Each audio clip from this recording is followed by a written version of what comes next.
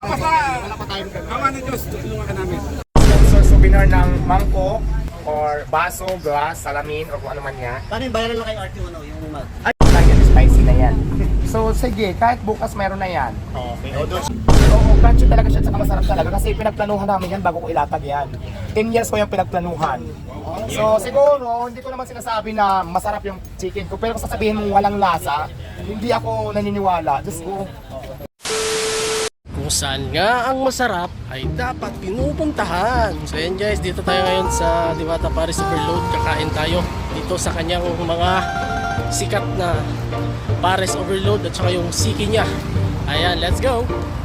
Alas 11 na ng umaga nang dumating ako dito guys, at dahil gutom na ako ay dumiretso akong luminya dito sa Paris Overload line. Dahil na curious talaga ako kung anong lasa ng Paris ni Diwata, kaya ayan, luminya na kagad ako dito. Dati nga lang nakita ko to sa Facebook guys, ngayon nakita ko na sa personal at napuntahan ang location niya, at ayan, nakita ko na mismo yung Paris na inihanda ng mga tauhan niya. Curious talaga ako kung anong lasa ng Paris ni Diwata guys, kaya ayan, nandito na, nakikita ko na si kuya oh.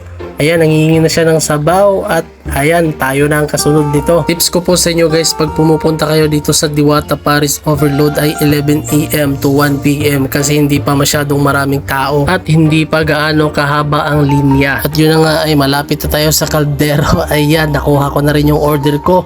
So, umorder ako ng pares at ito nga siya. Ayan, tsura pa lang talagang nakakatakam na, at saka may libreng soft drinks pa. Kapag order ka ng pares ay may only rice, only sabaw na yun at isang soft drink. Kapag siki naman ang orderin mo, meron kang only rice, only sabaw at isang soft drinks. Meron yung bagong menu si Diwata guys, at ito ang beef caldereta, at meron din siyang Diwata liempo, at meron pa rin siyang langkunisa. Ayan, libre sabaw na po yun at only rice na. Ayan, napaka-affordable lang ng price. Yung price ng pares ay 100 pesos lang. Nako, sobrang busog ka na sa daming serving ng kanin. At yun namang price ng Seek Enjoy ay 120 pesos. Sobrang laki ng Seek Enjoy guys, grabe, sulit. Totoo nga yung sinasabi ng ibang vlogger na sulit ang pagpunta mo rito kahit malayo ka, dahil sa sobrang sarap ng pares at sobrang dami ng serving nito. Sobrang blessed talaga ni Diwata guys. Biruin mo, dati siyang naninirahan sa ilalim ng tulay, at ngayon isa na siyang sikat, parang artista lang eh, grabe. Nakapundar na siya ng bahay at sasakyan, grabe, sobrang blessed talaga ni Diwata. At meron akong good news sa inyo guys, dahil makikita na natin si Diwata sa palabas na Batang Quiapo. Ayan, kinuha na siya ni Coco Martin. Grabe, napakaswerte talaga ni Diwata. Magkakaroon din pala soon si Diwata ng mga branches nationwide. Grabe ang lupet. Sa hindi pa nakatikim ng Diwata Pares ay magantay lang kayo dyan at pupuntahan kayo dyan ni Diwata. Pagkatapos kong kumain guys ay nakita ko tong ice cream ni tatay na may logo. Ayan, isa po siyang kapatid.